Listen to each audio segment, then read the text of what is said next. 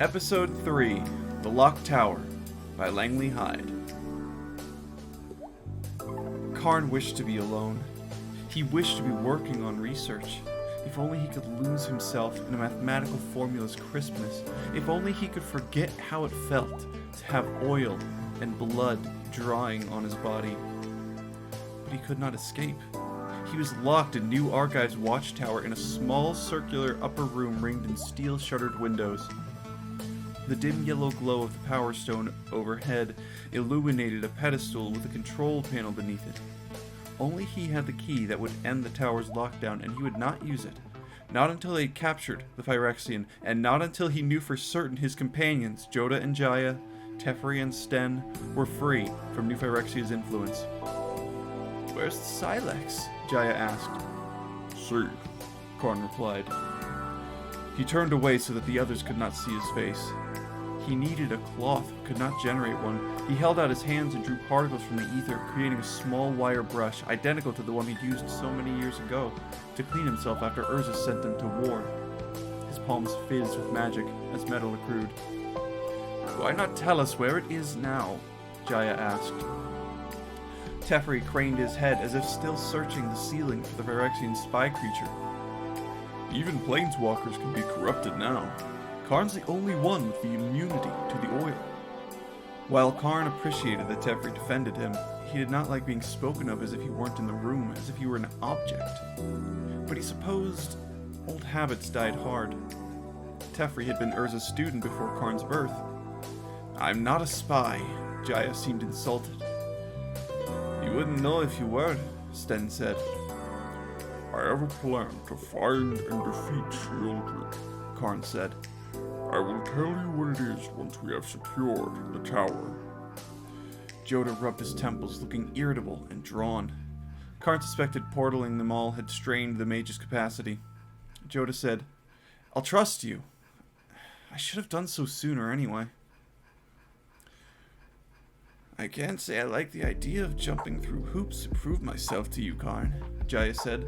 "I can understand why you think we have to do it, but I don't like it. My circus days are over, and I was never all that interested in performing tricks. Get out of here. Nobody can— No! No, not that! Emails. Not gonna dox myself here. Excuse me. "We need to find the Phyrexian creature first," Joda said. "Splitting up will be the most efficient way to search for the creature," Karn said. "Jaya and I can take the upper floors," Joda said. "Teferi and Karn can take the lower." "That leaves me alone for the basement level," Sten grimaced. "I suppose that's just as well. It's mostly one big boiler room. I'm liking this plan less and less." Karn led Teferi down the narrow metal stairs. The grating creaked underfoot, designed to accommodate a light human frame, not a ton of metal. The hall on the third floor was narrow, the stone gray. A click, mechanical lamps flickered into dim life. "The toggle that controls the lights is next to the door," Teferi said, pleased. "It must have passed this direction." Karn touched his fingers to a blood and slime trail on the wall at his shoulder height. "Let us follow it."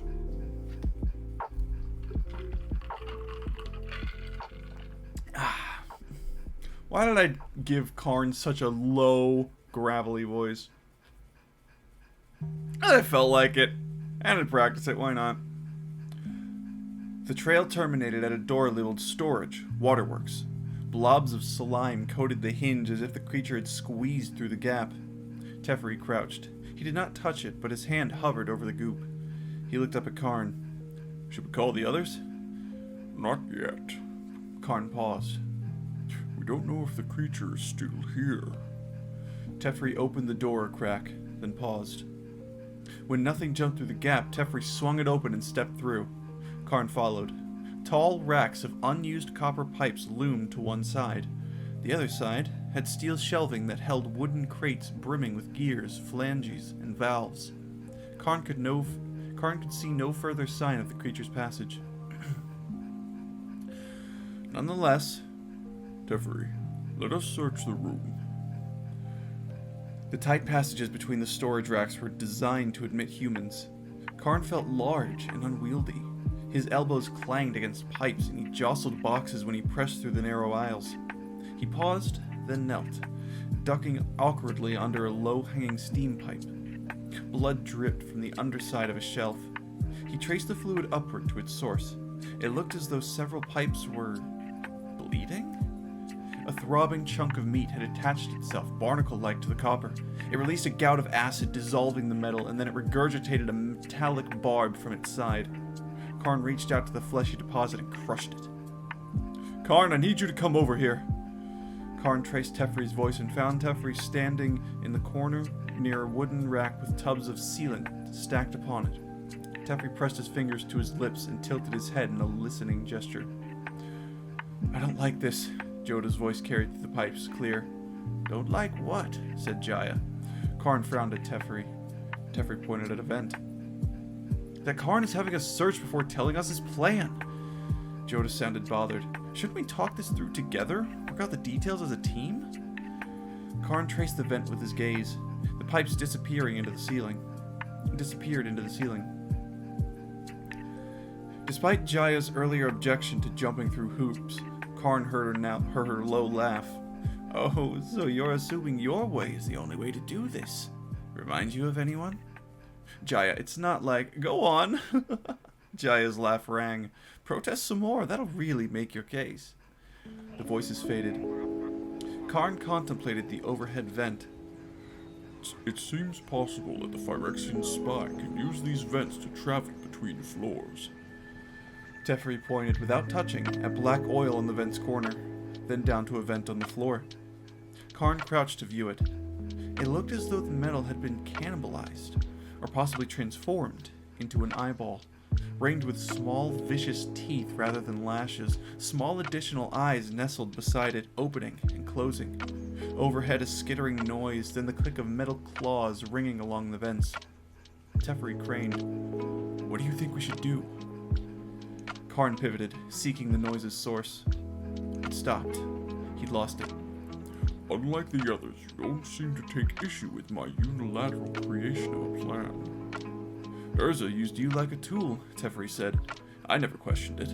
I should have, and recently... Niambi got me thinking. I wish I'd been more thoughtful when I was younger, more observant, and that I'd treated you better." Karn traced a ting, ting, ting along the pipes. He pursued it into the storeroom's corner, and then located a small vent in the floor. Slime and blood slid down between the metal slots, thick and clotting. "We must proceed back to the stairs, then down to the second floor." Karn led Teferi back into the stairwell. The metal creaked under his weight but did not bend. The bolts fixing it to the stone held. We're going! We're going! Oh, that's nice. That's very nice. Teferi's words had fallen short of an apology, but had been heartfelt. Karn understood that what he was about to do was manipulative given their current conversation, but he felt he had little choice. "Thank you, Teferi. I need your help. Even I cannot watch the Silex continuously using the scryer. I have hidden it in a sea cave by Talaria West." Teferi nodded, solemn. "I honor your trust in me. I can help you guard it." A shout reverberated down the stairwell. "Joda." Karn reversed course. He sprinted up the stairs, the grate rattling under his footsteps. Teferi ran after him, a touch slower due to his human limitations. Karn located Joda and Jaya on the 4th floor in a small office located off the main corridor. Joda flung the squid-like Phyrexian off him and it splatted into a wall. Jaya pressed her hands together and blasted it with a white-hot flame, and the creature split into halves, avoiding the fire. Each half sprouted multiple, multi-jointed legs from its gory insides. Hungry mouths bloomed along its carapace, ringed in tiny, razor-sharp teeth. Jaya parted her hands, dividing her flame to pursue each half. The creature split again, this time into 4 small, chittering beasts with dozens of legs growing from central globs of flesh twined around with cables. The creatures scattered, each going off in a different direction. Each going in a differing direction. This is cool. So is she shooting out like one flame, and then that orb that he's making is splitting it off into two, and then it splits into more? That's really cool. That's really cool. I bet it's another one of those little kicker spells that have multiple effects with the doubled up people. Teamwork. Dreamwork. Karn stomped on one that attempted to squeak past him out the door. Jaya brought her hands together, trapping one between sizzling gouts of flame. I wouldn't eat them, she said, but they sure do fry up nice.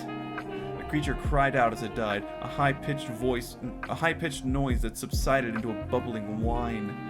Joda gathered more white energy between his hands, but the other creatures had skittered away. Teferi arrived, panting at the door, hands held at the ready. Just in time to see the creatures squeeze themselves through the cracks in the stone, leaving behind nothing but glistening oil and mucus as a sign of their escape. The four of them stared at the destroyed office. Smoldering papers, shattered chair. Sten arrived, dripping with sweat. He tried to peer around Teferi, then stepped back, bending over. He wiped his forehead against his sleeve. Too many stairs, he huffed. They split like that, Teferi said. Then we can't know how many are in the building.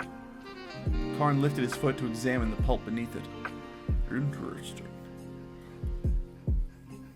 While some people might find fighting an unknown number of opponents that can see through walls and attack at any time interesting, Jaya said, I can think of a good 100 other ways I'd like to spend the evening. Karn, Joda said, please, tell us your plan, and the Silex's location. Teferi, carefully, didn't look at Karn. After all these years, Karn, Joda said, can you trust none of us? No. Wise, Sten said. If Sheoldred knew the Silex's location, she would stop at nothing to attain it. Since any of us could be a sleeper agent, we can't risk having that become common knowledge. And we don't know how well that thing can listen. You must be the most stubborn, inflexible, Joda said. Just like some people I know, Jaya sighed. The least we can do is develop a way to locate the creature. It's doing us no good searching for it blindly. We have biological samples, Karn said. Joda knelt to examine the goop inside. If I developed a tracker of sorts using that material, it could follow organisms with similar tissue. But it wouldn't be the same Phyrexian detector. But it wouldn't be some Phyrexian detector. It would only be able to locate that one creature and whatever it's split into. Sounds better than nothing, Jaya said. Joda looked up at Karn. Could you generate impenetrable metal shells around the material? I don't want to risk handling it, but we'll need to have the organic matter with us to guide and power the spell. Yes, Karn said. Do you have further guidance regarding the object's construction? Joda considered, then added, put a needle on it. I'll enchant that directly to guide us. Similar to a compass, Karn said. Joda nodded. Karn created the metal items to Joda's specification. He created each one to be the size of a clamshell, small enough to fit human hands, and built up around a gob of Phyrexian flesh. He handed them to Joda. While Joda grasped them and muttered, weaving his radiant spells, Karn stepped off to the side. In a small nook between crates, he kept his back to the others and generated a miniature scrying device, similar to the one he had made in Oyster Bay, but smaller. When he was done, he intended to hang it on the chain around his neck alongside the weatherlight beacon. He missed Ajani, and wished that Leonin was here to help him. A haze filled the amulet's crystalline surface. Karn frowned. Ajani, where was he? The scryer stuttered, then resolved. Ajani seemed to be fighting. Karn could not make out the shadowed forms that Ajani exchanged blows with, but he suspected them to be Phyrexian, which explained the scryer's difficulty on focusing on them. The image clarified, and Karn saw Ajani speaking with a young Capetian knight, a woman with a brash set to her shoulders. He sought the sea caves by Talaria West. No Phyrexians searched the coast. The area seemed serene. If Teferi was a spy, he had not yet reported to Sheoldred. Karn frowned. I think I know what Karn's doing with that. With the, telling Teferi where it is. I'm pretty sure he's going to be giving false locations and checking those locations Kind of like in, like I think it was Game of Thrones, like Season 2, when Tyrion is testing who is loyal to him or not, or whose word he can trust. I think that's what he's doing, and it's super clever. I love it. Karn, Jaya stopped. Frustration clouded her face. What's that? Sten peered around her. Yes, what is that? Karn hung it from the necklace. It is not of concern. Joda finished your amulet. Jaya handed it to him. He's almost done. Karn inspected it.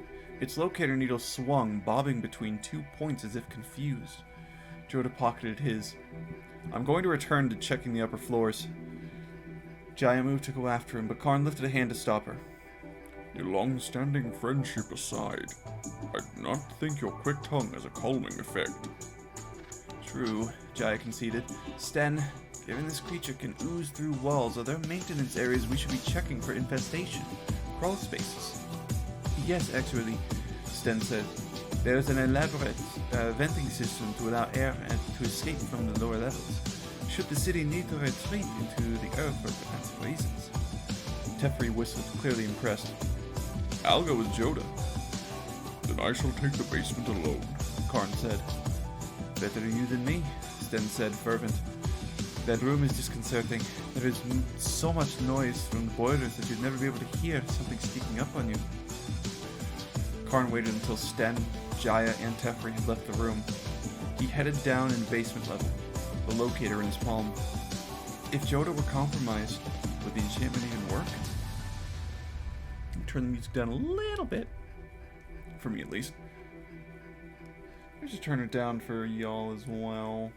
Just a bit. There we go. Okay.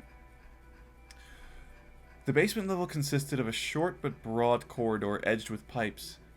Unlike the pipes in storage above, these were live, hissing with steam, their shutoffs cranked open, their valves leaking. The rooms held boilers and hydraulics constructed with intricate beauty from copper and steel, each rivet lovingly set and integrated with Thran technology. Ah, Karn! Joda entered the boiler room, shouting to be heard over the din. Teferi followed him. I've been looking for you. I think I need to recalibrate the locator so the needle only points toward the nearest creature. It's also having a hard time differentiating up from down. If you could... Jaya and Sten opened the door. Just what I was looking for, Jaya said. This thing you made isn't working, Joda. It's useless. Keeps on pointing, then moving, like it can't make up its mind. But Joda stared at her. Are you bleeding? Jaya clutched her arm, her eyes narrowed. Never seen a flesh wound before? Why didn't you tell us? Joda asked. He glanced over at Karn meaningfully. Karn handed Joda his locator.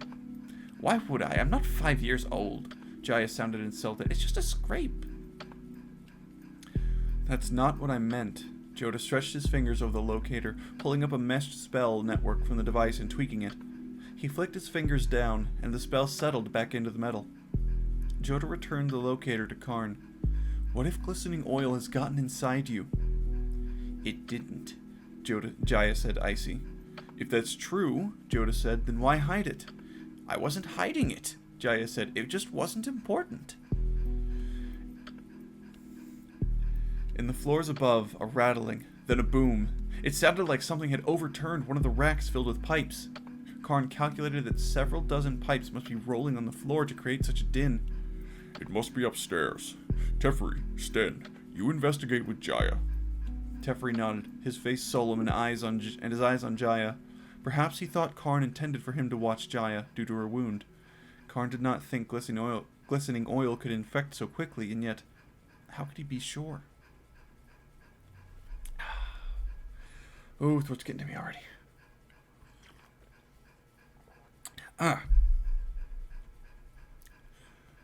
Joda handed a locator to Karn. Could you change the needle so it rests on a bearing? Or at least something that can pivot? I think it should be able to point up and down as well as in circular motion. Karn nodded and set to work at altering the mechanisms. Joda leaned over the locators. He drew his hands over them, pulling up the spells so they hovered mid-air in delicate, glowing magical networks. He tinkered, altering how the nodes and colors connected. Normally, Karn enjoyed working at someone's shoulder on a mechanical task. It was peaceful, but not so with Joda. Joda leaned back on his heels and pushed his unkempt hair back from his face. He wore a rueful expression, his ageless qualities at odds with his apparent youth. You've seemed different since your return from New Phyrexia. When Karn returned to find that Joda and Joyra had been involved while he was away, he'd been startled and uncomfortable. Even though Joda and Joyra's relationship had not continued, its after effects had. Karn considered responding more tactfully, but who knew what a moment of honesty might reveal here? Recently, the way you offer advice has reminded me of Urza. Ah, and I, the ancient, wise, and powerful wizard, may have grown arrogant over the eras. Joda pressed his hands into the spells, pushing the magic back into the metal. Joyra sees you as vulnerable. It made me feel like I had to look out for you, for her sake. The needles in the locators quivered. Each swung wildly, spinning in differing directions. I would prefer to be your partner in this venture, Karn said. Partners confide in each other, Joda said. Karn pretended to hesitate. He nodded slowly. If you were compromised, I don't believe that you would be so obvious in your anger and impatience. The Silex is located in a warehouse in the Stark. Joda laughed at that. Well, thanks for that, I suppose. The needles pointed in different directions. All directions. Joda stared at the locators, dismayed. How could I get this wrong twice? You did not, Karn said. The walls rustled with sudden movement. Creatures flung themselves at Karn and Joda, cables outstretched and mouths seeking. Joda attempted to ready his magic, but the light around his hands was dim, flickering. He'd exhausted himself from portaling them to the tower, then again from creating the locators. A half-dozen more creatures launched themselves at Joda, wet and fluttering. Karn adjusted his stance to defend Joda. He seized a creature from the air and ripped it in half. He flung it outward at the other creatures. He swiped another from the air, but there were too many. Some got through. Joda seared one with a blast of pale light, then fell to his knees in exhaustion. Creatures had started to climb up his body, their probing mouths searching for his skin. Even though Karn's instincts cried out for him to watch the walls, he turned to Joda. He peeled off the creatures, ripping clinging tentacles in the process, and flung them aside. The disconnected tentacles bound to Joda in clots. The clusters began to grow sucking mouths. Flame roared throughout the room. The roar deafened Karn. Heat rushed through the room, sterilizing it, and poured over his body in sheets. It felt pleasant, warm, and ticklish. The flames poured forward and licked at Joda gently. The creatures lodged on his body bubbled. Karn reached forward and this time was able to remove the remaining clinging creatures one at a time. The limbs drooped free. He pulled the rest from Joda's prone body, then turned to face their rescuer, Jaya. Her fire centered around her, white hot, and illuminated her face. Its light cast the lines worn into her skin into relief, and the heat rippling the air caused her white hair to lash around her. Her eyes reflected the firelight. She smiled, her lips tight. Sten ran into the room. Jaya's blast wrapped around him, not touching him, but repelling his Phyrexian attackers. He stabbed a small creature crab skittering around the floor, pinning it. It writhed, legs outstretched and twitching, and he used a dagger to bisect it. "You okay?" Jaya nodded at Joda. Oh god. So many J names, like, good. Yes, Karn said. The good news is that your locators appear to be working correctly. Karn peered over at the locators. They pointed upward, but their needles did not quiver with tension as they had in the moments before the attack. He picked up his locator, then turned to the walls to see how the Phyrexian creatures had crept up on them. He could find no hints as to how so many had approached undetected. Inside the walls, Thran technology glistened gold. It probably connected to the power stone and powered the hydraulics. What a relief! Joda's laugh turned into a cough. "Where's Teferi?" Sten asked. "You'd think he would have heard the commotion." The silence deafened and descended into discomfort. What if this mass attack had been but a distraction so that Teferi could try to transmit the Silex's location to the Phyrexians? What if the Phyrexians even now searched Tolaria West, laying waste to its coast? Karn wished to look at his scryer, but dared not give his advantage away. "I'll go look for him," Jaya said. Karn moved to join her, placing himself at her side. Perhaps he would have an opportunity to examine his scryer. And I as well. Sten crouched near Joda. I'll stay here. He's not looking so great. Sten waves. Oh my god. Joda waves Sten away weakly. I need a minute to recoup my strength. Go on. If Teferi is alone and he suffers an attack like the one we just suffered, the results could be dire. He could be completed. Or killed. And you're too weak to fight off his second attack alone, Sten said reasonably. You're too proud, old man, Jaya said. Learn how to accept help. From how Joda's face pinched, Karn guessed this was an old argument between him and Jaya, one that he had not been privy to. Jaya waved Karn along with her, and the two left the basement, returning to the rattling staircase. They climbed upward in silence. Karn's footsteps, despite his care, seemed loud, metal against metal. Jaya ascended sprightly as a cat. Oh, there we go.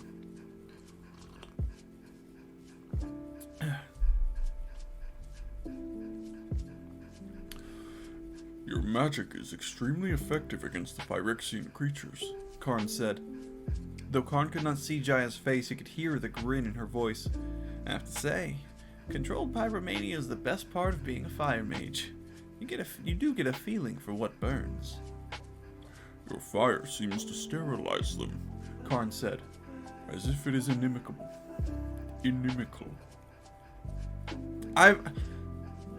Inimical means inimitatable, but isn't that the same as inimitable? I'm pretty sure that's the same word. Just me grammaring, sorry. Jaya held up her hand, gesturing for silence. Karn fell still. Jaya's shoulders tensed. He could hear nothing. Jaya shook her head and continued upward. Excuse me. I cannot believe that anyone with such magic would be a Phyrexian spy, Karn said, though he could indeed believe it. A Phyrexian would be capable of any subterfuge. You have killed more of those creatures than the rest of us combined. If something happens to me, someone must know what the Silex is, so it can be deployed. You finally decided you could trust me? Jaya laughed. I'm flattered. Yes, Karn said. It is hidden in Sukata. Jaya didn't pause. About time you told me that. Keeping the Silex's location in one mind is dangerous. Fence or spark or not, no one is invulnerable.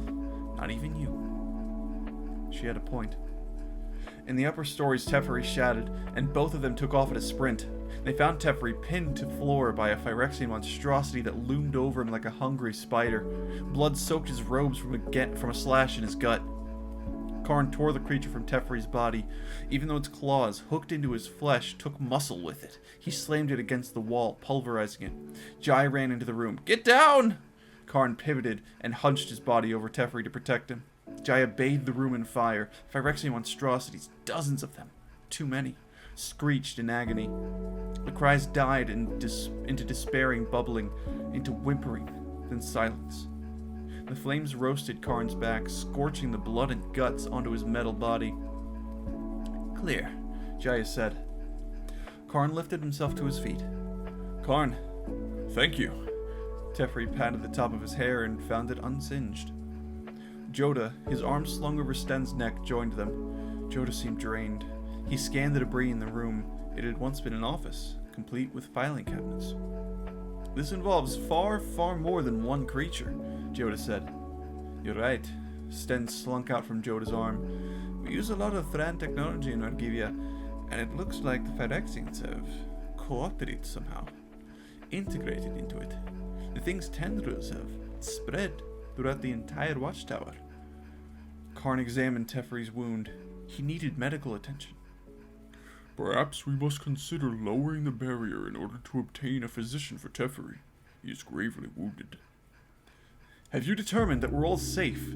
Teferi asked. Can he afford to? Joda said. He could wait. He could second guess himself forever. He could test us all 1,000 times. How could he ever know? How could anyone? Jaya said, I think we should eradicate any Phyrexians within the tower before lowering the barrier.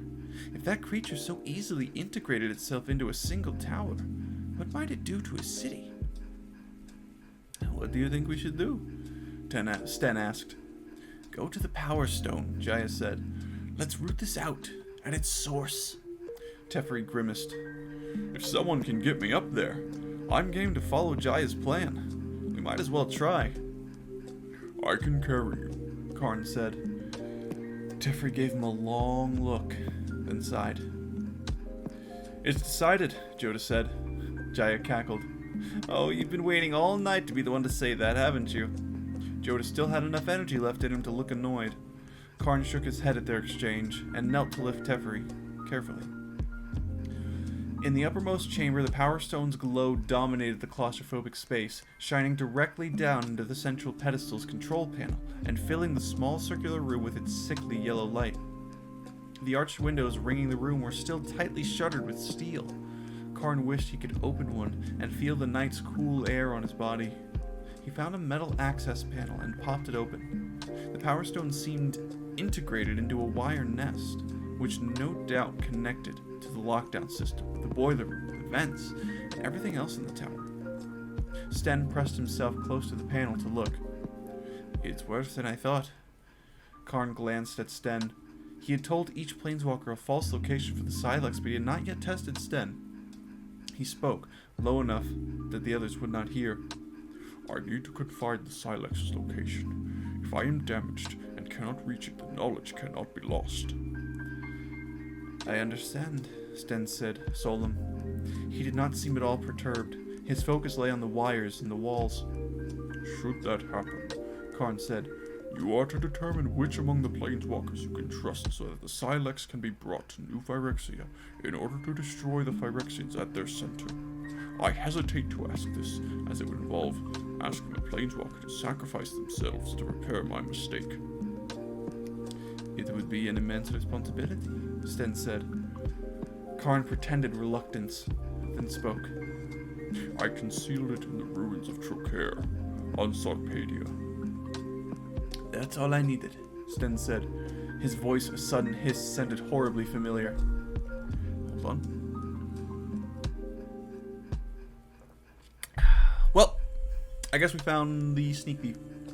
Sten threw his robes from his shoulders. Surgery lines previously invisible deepened in his skin.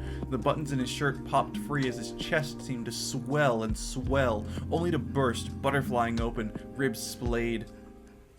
Iron cords poured from his torso's cavity rather than intestines, weeping mucus and blood. His face, before all this horror, seemed ecstatic, as if he had finally found his purpose and fulfilled it. He raised his head, his eyes focused upward, his lips moving as in prayer. Hand-like claws emerged from his eyes and reached around his skull to grip it. His metallic intestines slithered across the floor, hooking into the Thran Power Stone, and his entire body stiffened. The Power Stone's light throbbed, then dimmed. As Sten consumed its energy, his mouth gaped, frozen in a voiceless whisper. He had converted his entire body into an antenna, Karn realized, and transmitted his hard-won knowledge to Sheoldred, confiding in her the Silex's location. Its false location. Stop him, Teferi grunted. He clutched at his gut wound, and his eyes brightened with anger. Don't let him... Jaya lunged forward, her hands outthrust. Fire blazed. Sten did not spare her a glance. His bloody wires reared up from the ground, debris sticking to their gore and wrapped themselves around her like anacondas, binding her hands and pinning them to her sides. Jaya, unable to use her magic without searing herself, struggled against Sten to free her hands, but she couldn't breathe. Her face blued. I gotta say, it's convenient for me to not be able to envision everything that's happening because I'm focused so hard on reading it all. But this is horrifying. Hands burst from his eyes. Oh, you gotta love Phyrexia. Karn charged towards her, fast as he tore fibers away from her body, more writhed into place. Small, tight lines threaded themselves between his fingers, defying him. Jaya's eyes seemed so wide, so panicked. Teferi sat up and readied his magic, but his spell, cast in such a weakened state, did little more than flicker into a nebulous blue haze before fading. Teferi moaned and sagged back onto the floor. The blood soaking his garments deepened in color as it wicked through the cloth. Joda ran to Teferi's side, muttering a healing spell under his breath. "We have to get out of here!" Joda shouted. Karn agreed. The control panel had a straightforward layout. He inserted the key Sten had given him into the pedestal. He opened up a metal lid, then flipped the toggle. The steel shutters jolted upward. The chain within the walls rattled and gears ground. Cool night air poured into the tower, but along with that fresh air came noises, gibbering and shrieks from the city below. Excuse me.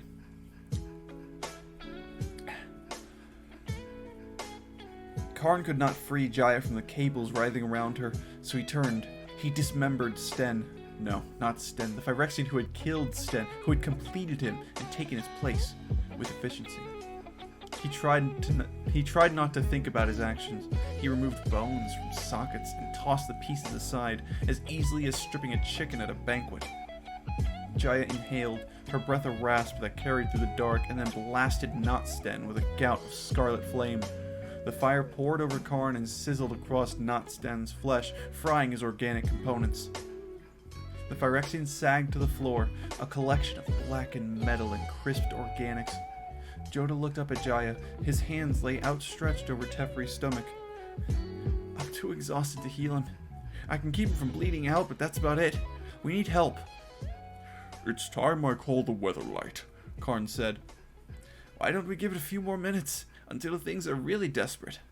Jaya said. Karn opened the summoning amulet like a locket. He flipped the toggle inside. Shauna's voice, quiet and tinny, piped up. "What is it, Johnny?" "This is Karn.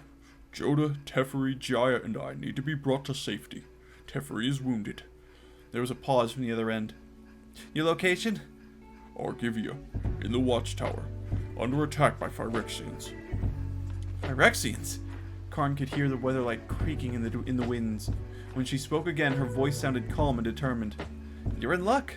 We're not far. If the winds favor us, we'll be there soon." "Understood." "See you soon." Shauna out.